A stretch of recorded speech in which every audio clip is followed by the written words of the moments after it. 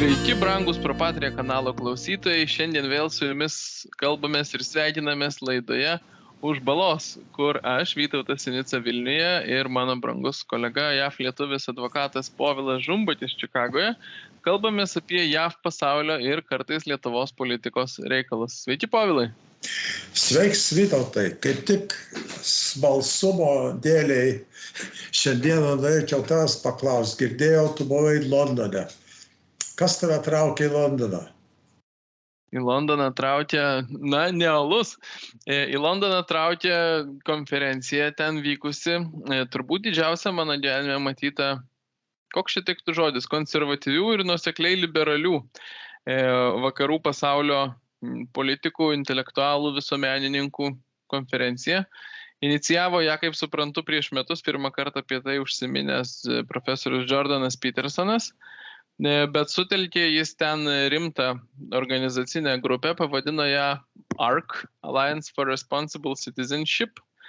Ir, sakyčiau, bendras vardiklis tos grupės buvo, ką bandoma pasakyti ir padaryti, tai kad vakarai išgyvena nuosmukį ir patys jį susikėlė ideologiniais būdais, įvairiausiais savęs kaltinimo naratyvais, ideologiniais priekaištais, valstybių silpninimu, kliūtimis kapitalizmui, visų pirma vėlgi ideologinėmis, žaliąja darbotvarkė ir taip toliau. Kai tuo tarpu likusios pasaulio dalys visiškai nenori daryti nieko panašaus, stengiasi konkuruoti tarpusavį ir visų pirma su tais pačiais vakarais.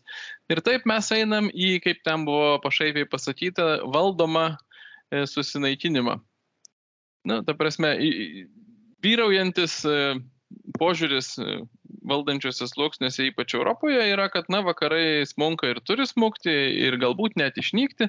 Svarbu, kad tai būtų neskausminga, be kažkokių staigių krizių, o žmonės galėtų ramiai savo pasenti ir užleisti vietą kitiems.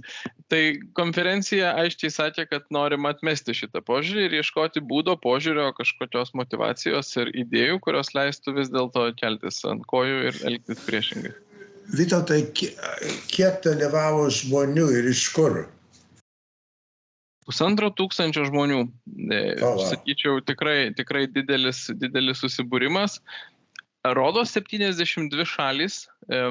Labai aiškus buvo apsibrėžimas, kad tai yra vakarų pasaulio žmonių susibūrimas spręsti savo problemas. Ir nebuvo jokių ten kitų civilizacijų atstovų, išskyrus labai išimtinius vienetus, nebuvo Rusijos atstovų, nebuvo Kinijos, nebuvo Azijos, islamo šalių, buvo pagrinde europiečiai ir anglosaksai iš kitų žemynų. Stebėtinai didelė delegacija iš Australijos. Kaip aš supratau, kažkuris iš buvusių Australijos premjerų, jeigu nepainioju, jų šiame renginyje dalyvavo 3, buvo vienas iš pagrindinių įsitraukusių į organizavimą nuo pat pradžių ir dėl to tokia didelė, gal 200 australų delegacija atvyko. Zelandų, iš Pietų Afrikos Respublikos, kas man buvo ypatingai įdomu ir labai liūdna, beje, jų patirtis yra labai liūdnos. O kiek lietuvių buvo pakviesta?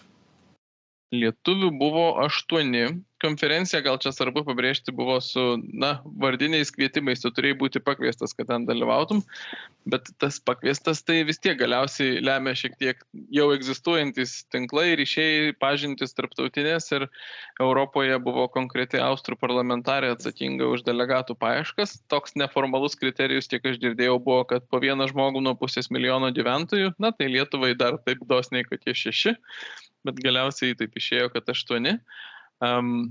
Kaip politikas tai buvau vienintelis aš, visuomenininkų buvo daugiau, Lietuvoje egzistuoja toks laisvos visuomenės institutas, kovojantis, tokią krikščionišką darbotvarkę už šeimą, gyvybę, bioetiką, religijos laisvę, tuos dalykus, manau, ir JAV gerai suprantama, yra daug tokių organizacijų, tai iš jų buvo jau sumeluoti 3 ar 4 žmonės, iš Ateitininkų federacijos, kuri jums, manau, gerai pažįstama, buvo 2 žmonės ir mūsų bendras pažįstamas Vytis Turonis, jų pirmininkas, ir buvo pora žmonių iš šeimų sąjūdžio. Ir ten Lietuvoje toks savotiškas, mini negali sakyti, kad skandalas, bet nuostaba kilo socialiniuose tinkluose, kaip ten Artūras Orlauskas atsidūrė, bet pakankamai paprastai atsidūrė, kadangi žmogus atsakingas už tarptautinius ryšius šeimų sąjūdį yra tikrai labai aktyvus ir besistengiantis ir mesgantis tuos ryšius. Tai jisai parodė save ir kvietė tą pačią parlamentarę renkančią delegatus į šią konferenciją ir Lietuvoje vykstančius renginius, ir tas ryšys buvo ir buvo pakviesti. Tai, žodžiu, toks, aš sakyčiau, lietuvių buvo nemažai ir nepasidarė gėdos. O kokia tavo asmeniška patirtis buvo po šito suvažiavimo? Ar tau buvo naudinga? Buvo.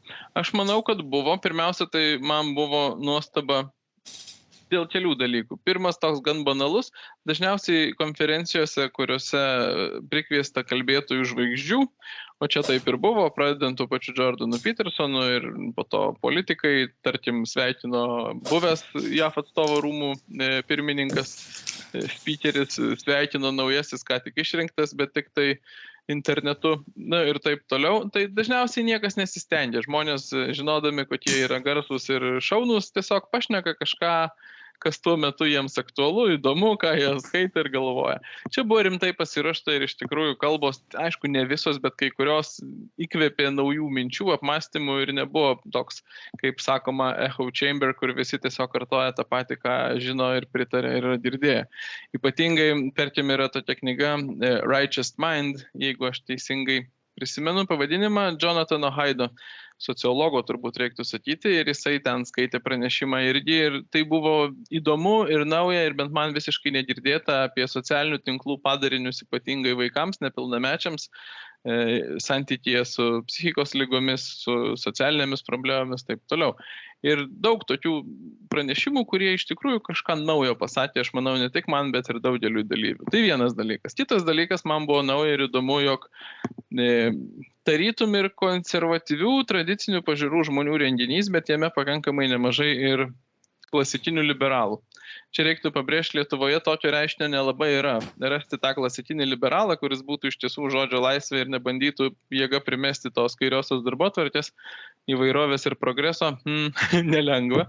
Bet anglosaksų šalyse, kaip bent susidariau įspūdį, tai dar toks reiškinys egzistuoja ir ypač britų tokių, amerikiečių, tų pačių australų galima rasti. Ir aš susidariau tokį įspūdį, kad dėl to, kaip toli nuėjo į beprotybės pusę ir prievartos priemonės leftizmas, ypač vakarų šalyse, daug žmonių tose šalyse šiandien, jeigu yra nuosaikiai liberalus, mato konservatyvius žmonės kaip savo natūralius sąjungininkus kovoje prieš tą leftizmą ir jo, gal kas mano perlenkimus, bet sakyčiau, kas buvo įdomu šitoj sąjungoj, tarkim, pinigai iš tos viso renginio buvo daugiau, kiek aš žiūrėjau tuos verslininkus, daugiausia britų investuotojus, tokių daugiau liberalių žmonių.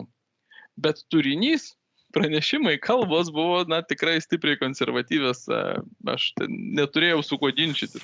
Ir, žinot, kai susirenka tie 1500 žmonių ir akivaizdžiai tarp jų yra ir daug liberalų, ir salė ploja be jokios kontroversijos pranešimams, kurie yra iš esmės prieš seksualinę revoliuciją, apie tai, kaip moterys nukentėjo nuo tos palaidos meilės ir visa kita, tai tu matai, kad kažkaip tas vidurys, tas konsensusas ir bendras vardiklis, jis yra gan stipriai konservatyvus. Tai tas dalykas irgi stebina. Kada nors pakalbėsiu, Vytautai, dėl terminų, kadangi liberalai, tas terminas liberalai vakaruose yra išpūstas, pasikeitė prasmė. Tikrieji, kaip pats sakai, klasikiniai liberalai praktiškai yra konservatoriai. Taip, žinot, aš kaip tik nesenai stebėjau, ten beje irgi buvusių žmonių diskusiją, kas čia buvo, Shapiro su Douglasu Murrayum. Shapiro nedalyvavo tame renginyje, Douglasas Murrayus dalyvavo. Ir jų kaip tik buvo nesenai internete pokalbis, kur jie apsikeitė mintimis, tai kaip čia dabar reakcija į leftizmą, kokia turi būti, liberali ir konservatyvi. Ir kaip jie apsibrėžė tą, čia tiesiog dalinuosi įspūdžiu. Shapiro sako, konservatyvų žmonės, tokie kaip aš, mano, kad jau nebegali tiesiog sulaikyti leftistų, sakydamas, kad jie gali kalbėti, ką nori, bet ir naudotis pilnai žodžio laisvės privalumais.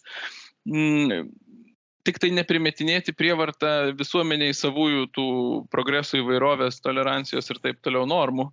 Mes manome, kad jeigu paliksi tokį liberalų status quo, kur visi kalba, ką nori, valstybė negali būti tokia neutrali. Valstybė vis tiek turi užimti kažkokią poziciją ir jeigu ta pozicija nebus konservatyvi, jeigu nebandysi tvirtinti konservatyvių principų, tai bus arba leftizmas arba konservatyvumas. Tuo tarpu Douglasas Murray's, taip labiau laikėsi to, kad leftizmui galima leisti šnekėti ir viską skleisti, ką nori, tik tai jį reikia sulaikyti nuo perlenkimų. Bent jau toje diskusijoje panašiai buvo. Tai aš, kai kalbu apie liberalus, tai aš turiu galvoje Johno Stuarto Millio liberalus, žmonės, kurie yra už žodžio laisvę, už visas pilietinės konstitucinės laisvės, ne už diversity, inclusiveness ir taip toliau. Suprantu. Galvoju, jeigu šitoj vietoje mano pasakojimas pakankamas, nes aš turbūt per visus, gal galima tik tai pridėti pabaigai, aš čia neįsiu per visus pranešimus, kas tame renginyje kalbėta, nes viskas yra prieinama internete ir aš manau, kad gal pakankamai įdomu ir verta ir mūsų klausytojų dėmesio. YouTube platformoje, kur yra mūsų laidos, yra ir kanalas tas Alliance for Responsible Citizenship, ARC Forum trumpai jis vadinasi, ir ten galima atsidaryti ir be jokių mokėjimų ar kažko prieinama viskas, kas ten kalbėta, bent jau tie pranešimai nuo scenos, ir aš manau, kad tai gali būti verta jūsų laiko ir dėmesio. O mes tuo tarpu gal galim judėti prie kitų temų, ne tik šito įspūdžio, ir turbūt vis tiek šiandien, bent jau beje, perėjimui dar paminėsiu, kad bent jau tarp amerikiečių, britų, su kuriais teko ten kalbėti, tai akivaizdžiai matosi, kad dabar didžiausia aktualija jiems yra Izraelis. Izraelis ir Palestina, ir tai, kas vyksta ten, ir suvokimas taip pat, kad tai, kas vyksta ten, labai paveiks ir tai, kas vyksta mūsų regione, Ukrainoje. Taigi, Palestina ir Izraelis. Man pačiam įdomu ir dabar aš jau jūsų klausti noriu, kaip tai yra matoma ir kokios nuotaikos vyrauja JAV visuomenė ir tarp JAV politikų žiūrint į karą ten. Aš manyčiau, kad pirmą reikėtų pastebėti, kas dedas tarptautiniai sferoj, globaliniai. Ir gal Izraeliui didžiausia staigmena yra, kad Izraelio politikai ir dabartinį karą pasmerkė Rusiją ir Kiniją.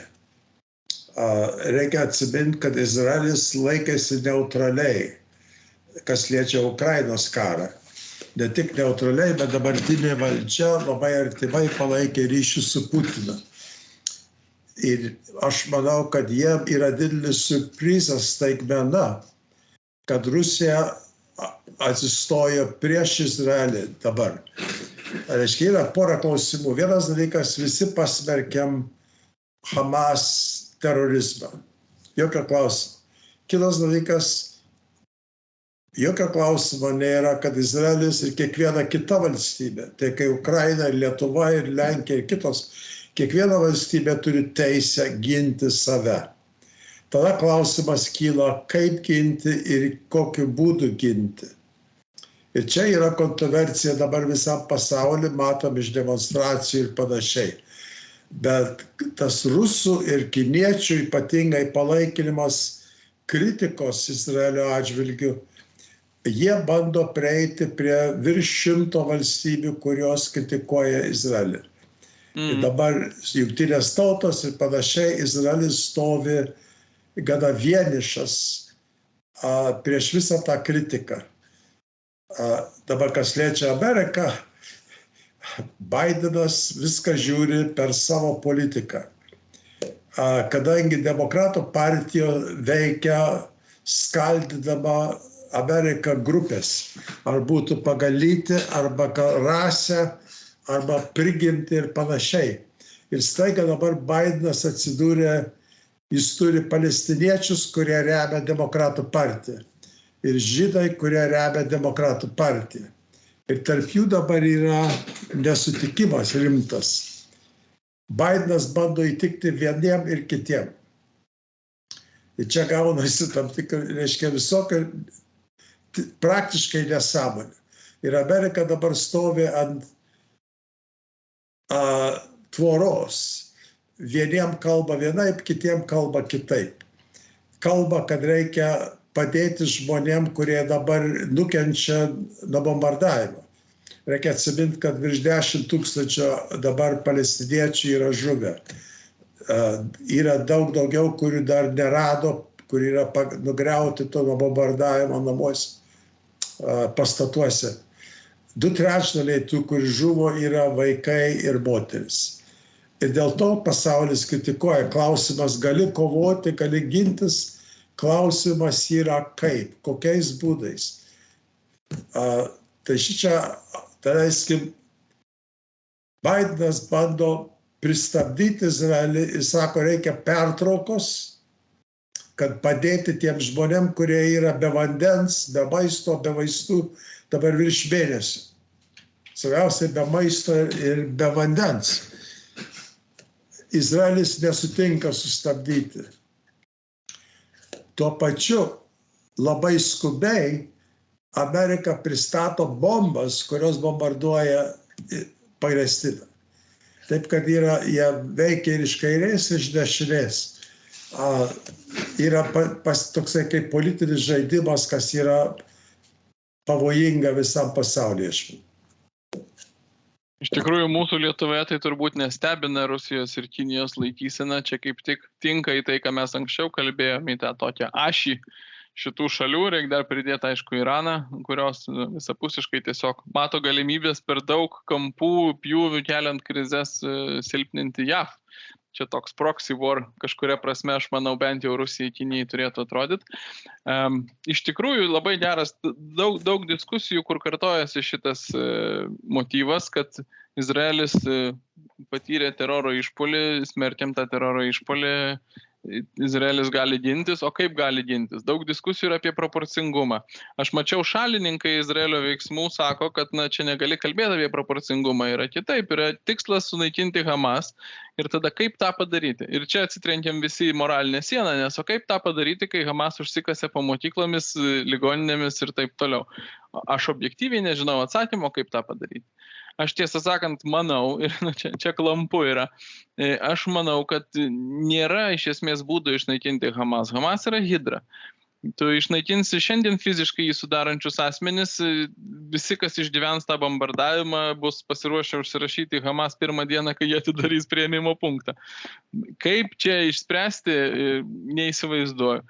Geras buvo turbūt tas kelias, tuoj užbaigsiu savo mintį, geras buvo tas kelias, kurį pradėjo Trumpas su Abraham Accords, susitarimai su kitomis islamiškomis šalimis apeinant Palestiną, tiesiog normalizuojant Izraelio santykius su kitom šalim, iš esmės taip po truputį tarp eilučių statant prieš faktą Palestiną, kad ji nebeturi regiono palaikymo. Izraelis dabar bombarduodamas Gazą taip, kaip ją bombarduoja, rizikuoja gal uždaryti kelius, tęsti šitą procesą. Kaip jūs vertinate? Aš manau, kad čia vienas dalykas yra labai sudėtingas klausimas. Per antrą pasaulinį karą Amerika metė atominės bombas ant Japonų ir kilo klausimas, ar tai buvo karo nusikaltimas. Anglija ir Amerika bombardavo, daleiskim, Dresdeno miestą, kur nebuvo karinė bazė, žuvo eiliniai žmonės, tai kai dabar Palestinoje miršta. Tai po antro pasaulinio karo buvo bandyta padaryti normas karo, kiek ir kaip galima kovoti. Ir dabar klausimas yra, ar Izraelis prieš tas normas nusikalsta. Bet reikia atsiminti, kad tas normas nieks neseka. Čia, kai Rusija bombardavo Čekiją, kai bombardavo Siriją, kai bombarduoja ir bombardavo Ukrainą. Tai tie standartai yra, bet jų niekas nesilaiko, kurie kariauja. Dabar Izraelį net yra kraštinumai. Vienas ministras siūlė, kad mestų atominę bombą ant Gazos. Kiti, aišku, nesutiko su to, bet tas bombardavimas, kur tūkstančiais bombų meta ir žūva nekalti žmonės, ir žūva daugiausiai vaikai ir moteris. čia iškyla moralinis klausimas ir aš manau su laiku bus valstybių, kurios iškels kriminalinės bylos prieš Izraelį, kaip yra iškeltos bylos prieš Putiną ir jo komandą. Bet tuo pačiu Rusija, nors jie kritikuoja, ką daro Izraelis, Rusija tą patį daro, panašiai daro Ukrainoje ir išnaudoja progą. Šią savaitę sužinojom, kad, Rusija bando Libijoje, kur Obamos ir Clintono laikais nuvertė diktatūrą ir prasidėjo civilinis karas ir kraštas yra sudalintas į dvi dalis. Sukilėliai yra remiami Rusijos ir dabar atrodo, kad jie sutinka leisti Rusijai pastatyti karinę laivyno bazę Libijoje. Tai būtų vidury Europos pilvo, kaip galim pasakyti. Tuo pačiu ramiai, nieko nesakus, Kinijos karo laivai pasirodė prie Irano. Taip, kad kas vyksta artimuose rytuose dabar yra labai, labai pavojinga ir labai panašu, kas dėjosi prieš Pirmą ir Antrą pasaulinį karą, prieš pat prasidedant karui. Dabar įsivaizduok, Bidenas pasakė, kad jeigu Irano teroristai, kurie apšaudo amerikiečius Sirijoje, kur yra 900 Amerikos kareivių ir 2500, kur yra Irake, jeigu juos apšaudys daugiau, Bidenas juos nubaus.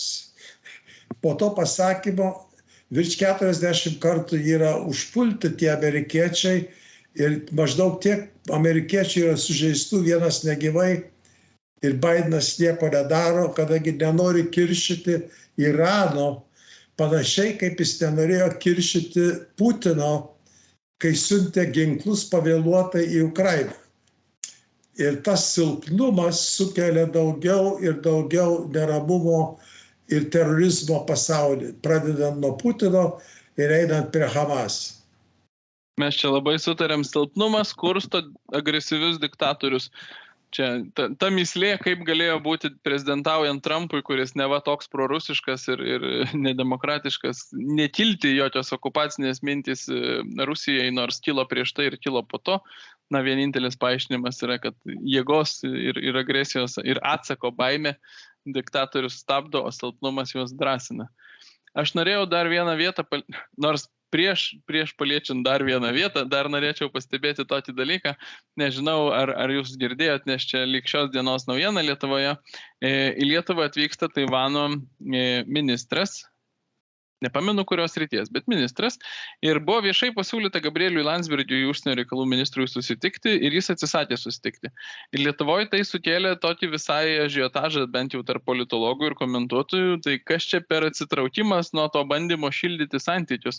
Ir vyraujanti hipotezė yra, kad na, gal kaip tas visas pernykštis skandalas ar istorija su santykiai su Taivanu ir Kinija Lietuvos buvo, bent jau kaip visi mano, inspiruotas JAV pozicijos, kaip Lietuva turėtų elgtis, taip ir čia dabar turbūt yra tiesiog JAV pozicija, kad Lietuvai reikėtų nustoti kaitinti šitą klausimą ir atsitraukti. Tai yra tik hipotezė, niekas nežino, kaip yra iš tikro, bet taip kalbam. Ir man tai šiek tiek įsipaišo į tai, ką dabar kalbėjom. Aš spėčiau, kad čia yra įtaka iš Amerikos, kadangi Amerika, kai susitinka su Taivano žmonėm, irgi labai daro atsargiai, nors praktiškai yra Kongreso atstovų rūmų viršininkai susitikęs ir neskridę į Taivaną. Bet šiuo atveju aš manau, kad yra labai hipokritiška, kadangi Gabrielis Landsbergis kaip tik pasisakė už Taivaną ir sukiršijo Kiniją. Ir jeigu dabar atvažiuoja iš Taivano, jis nesutinka susitikti, čia parodo neapsisprendimą ir tam tikrą silpnumą Amerikos, tai yra Lietuvos užsienio reikalų pasaulėžiūros. Tas klausimas, prie kurio norėjau grįžti apie Ameriką, yra toks, šiandien mačiau grafiką iš rimto šaltinio, YouGov, atrodo, apie tai, kaip pagal amžiaus grupės pasiskirsto palaikymas Palestinai ir Izraeliui, nevertinant, kaip čia mes apie tą požiūrį manom, bet visiškai koreliuoja su amžiumi tas pasiskirstimas. Žmonės, kurie yra pensinio amžiaus, tarp jų yra berods vienženklis procentas 9 ar kažkas panašaus, tų, kurie palaiko Palestiną. Visi kiti palaiko Izraelį. Žmonės, kurie yra studentiško amžiaus iki 30, sakykime, 50 ant 50. Ir tarp jų amžiaus grupėse tokiais žingsneliais kyla. JAV visuomenėje, ten nebuvo pjūvių pagal tautybę ar religiją, bet JAV visuomenėje bendrai imant nuosekliai auga palaikymas Palestinai ir mažėja palaikymas Izraeliui. Ar čia gali būti susijęs su ideologiniais poslinkiais, nes man iškart kyla mintis, JAV visuomenė jaunimas yra labai kairysis, o kitos amžiaus grupės ne? Čia yra labai sudėtinga tema ir įdomi tema, Vytautai, kur reikėtų pakalbėti nuosekliau. Šiandien neturim laiko, bet reikėtų pakalbėti. Viena statistika, kur galėčiau pridėti, yra didelis skirtumas tarp respublikonų ir demokratų, kas remia Izraelį ir kas remia Palestiną. Pats paminėjai studiją bendrai amerikiečių. Bet daleiskim, viena statistika, kur man krito į akį, tai yra jaunimo tarp 18 ir 35. Demokratų partijai 52% palaiko Palestiną, 32% palaiko Izraelį. Ir iš kur tas kyla? Reikia atsiminti, kad paskutinis keliasdešimt metų demokratai ir mūsų kairieji liberalai, ne tie klasikiniai liberalai, bet kairieji liberalai per universitetus auklėja naują kartą žmonių, kurie praktiškai nekenčia Amerikos. Yra pro-marksistai. Dauguma pasisako prieš Ameriką, kur dabar baigia universitetus ir pasisako prieš kapitalizmą. Prieš tą sistemą, kur pastatė ir sutvirtinto Ameriką. Dabar staiga demokratai susiduria su ta karta, kuri palaikė raušes prieš respublikonus, kai degino 500 miestų. Demokratai nekritikavo, kadangi čia buvo jų jaunimas. Staiga dabar tas jaunimas pasisako už Hamas. Ir demokratų partijai pasidarė skilimas. Praeitą savaitę respublikonų atstovų rūmų vadovai pravedė rezoliuciją pasmerkiant Hamas ir remiant Izraelį. 20 keli demokratai balsavo prieš. Reiškia, nenorėjo remti Izraelio. Kadangi jų tarpe yra palestinietė ir kita kieta grupė, kuri palaiko ne tik palestiniečius, bet palaiko Hamas. Ir čia yra demokratų partija. Ir dabar demokratų partijai tas yra rimtas skilimas. Kaip sakau, už jos balsuodavo, jie turi sudarę blokus. Yra lietuvių blokas, yra lenkų blokas, yra žydų blokas, yra palestiniečių blokas. Ir dabar tarp tų blokų, tarp palestiniečių ir tarp žydų demokratų partijai vyksta skilimas, kas skaldo visą partiją.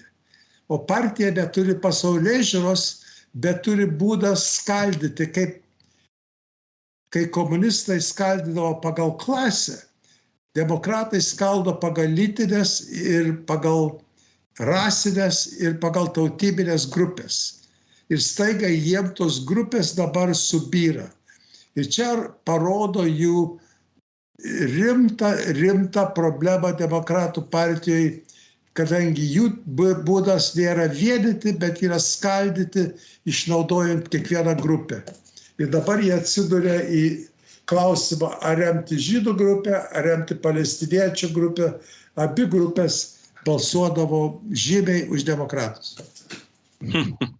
Aš Per pastarosius rinkimus Amerikoje man įstrigo analogiška priešprieša tarp lotynų amerikiečių, kurie yra moraliai konservatyvūs, bet imigrantai todėl tarsi už demokratus, ir progresyvios darbotvarkės, kuris svetima lotynų amerikiečiams, kad čia auga įtampa. Bet iš tikrųjų, čia irgi plati tema, tikrai norėsis prie jos grįžti. Aš žinau, kad jūs dar turėjote minčių keletą apie šalis, apie kurias mes šiaip dažniausiai žiniasklaidos puslapiuose neskaitom ir Lietuvoje nepagalvojam. Kokios aktualijos pasaulyje dar vertos mūsų dėmesio šiandien? Labai maža detalė, bet labai svarbi detalė. Sprendžiant, aš vis tiek žiūriu į Kiniją kaip pasaulio didžiausią priešą demokratijom ir laisvai rinkai ir laisviems žmonėms. Jie valdo Rusiją, įtaką turi Rusijai, be Kinijos rusai tikrai nekariautų Ukrainai. Jie turi įtaką Irane. Ir jie yra perėmę žymiai daug valstybių Afrikoje ir dabar Pietų Amerikoje. Amerikos prie Kuboje turi didelę bazę. Brazilijoje superka žemės ir yra didžiausias partneris. Argentinoje. Tai buvo vienas kraštas, Uruguay, mažas kraštas maždaug kaip Lietuva tarp Argentinos ir Brazilijos. Demokratinis kraštas. Konservatyvus kraštas, kurį Bidenas apleido. Negali su Bidenu susitarti, kadangi jeigu nori su Bidenu susitarti, pirmiausia turi sutikti ant climate change, turi sutikti dėl lyties klausimų, turi sutikti ant abortų ir panašiai. O ten yra katalikiškas konservatorius kraštas. Ir jie negali susitarti su Amerika. Amerikai nesvarbu, jeigu jie neprisitaiko. Panašiai kaip Lietuva turi prisitaikyti prie Bruselio. Nesvarbu, ką daro, Bruselis duoda normas socialiniam gyvenimui. Tai jie vietoj to, kadangi negali susitarti su Amerika, šią savaitę paskelbė, kad jie susitars su Kinija. Ir taip pamažu Kinija perima visą Pietų Ameriką. Ir čia yra milžiniškas pavojus ne tik Amerikai, čia yra visam pasauliui pavojus. O jie taip yra praktiškai užėmę su rusais, yra užėmę Afriką. Iš tikrųjų, pietų pusrutulis vis labiau yra Kinijos įtakos zona ir Kinija labai subtiliai tą daro be jokių užkariavimų. Turbūt, kad šiandien tuo ir baigsime. Tokios mūsų temos šiandien. Atsiprašau klausytojų už savo šiandien platesnius pasakojimus, bet pasidalina mintimis ir įspūdžiais. Tikiuosi, abu tikimės, kad jums buvo įdomu. Ačiū labai, Povilai, ir iki kitų kartų. Labai malonu ir jeigu vėl kur nors išvažiuosi, vėl tave paklausim. Gerai. Iki. Iki.